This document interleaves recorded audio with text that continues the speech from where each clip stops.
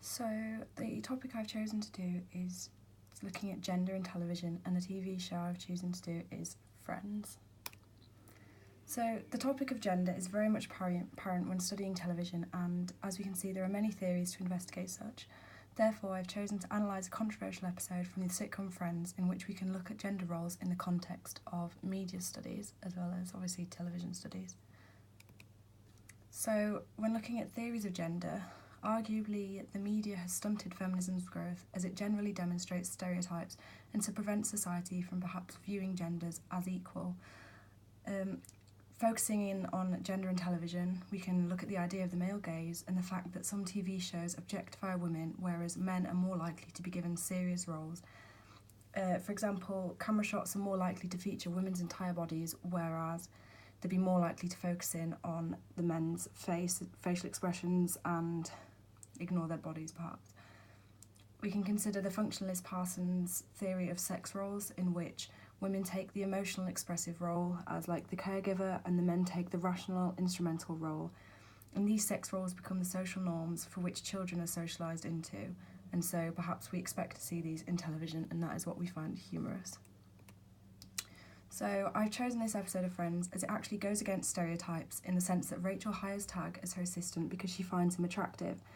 This role reversal is interesting as gender theories tend to claim that TV objectifies women, whereas here we can clearly see that the man is being objectified. Hello? Wow. Hi, yes, I'm sorry, the models are actually down the hall. Actually, I'm here about the assistant job. Really? Okay, well then, all right, we'll just have a seat there. So what's your name? Tag Jones. Go on. That's it. That's my whole name. That's your whole name, okay. Okay, well, let's just have a look-see here. I know I haven't worked in an office before, and I really don't have a lot of experience, Come on now, what are you talking about? You got 3 years painting houses? 2 whole summers at TGI Fridays? It's lame, I know. But I'm a goal-oriented person, very eager to learn. Okay, just hold on a second.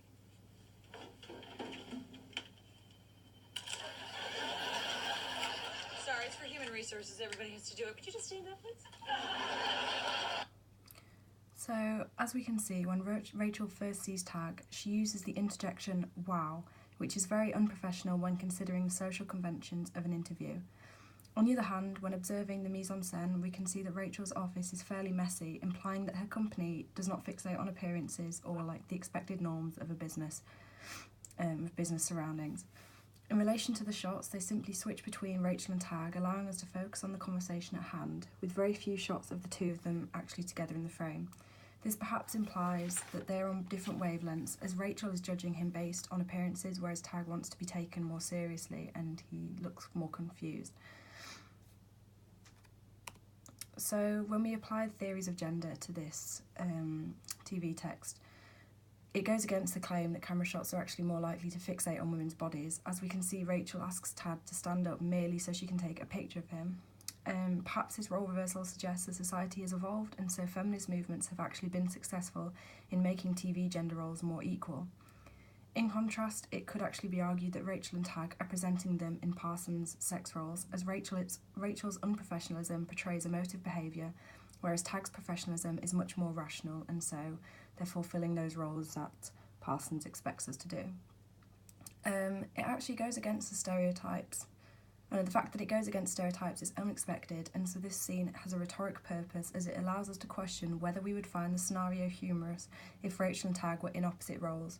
So fulfilling the roles that we expect to see, it might not give off the same kind of humour. So in conclusion, as we can see, theories of gender in the media and television may not always be applicable. However, we must question why that is the case. Arguably, genders are more equal now than ever before, and so TV shows adapt in response to that, and that's why we are seeing these kind of role reversals and sex roles being different. It is effective when TV shows reflect on the controversy around gender, as it can evoke further consideration and make us question perhaps why that is.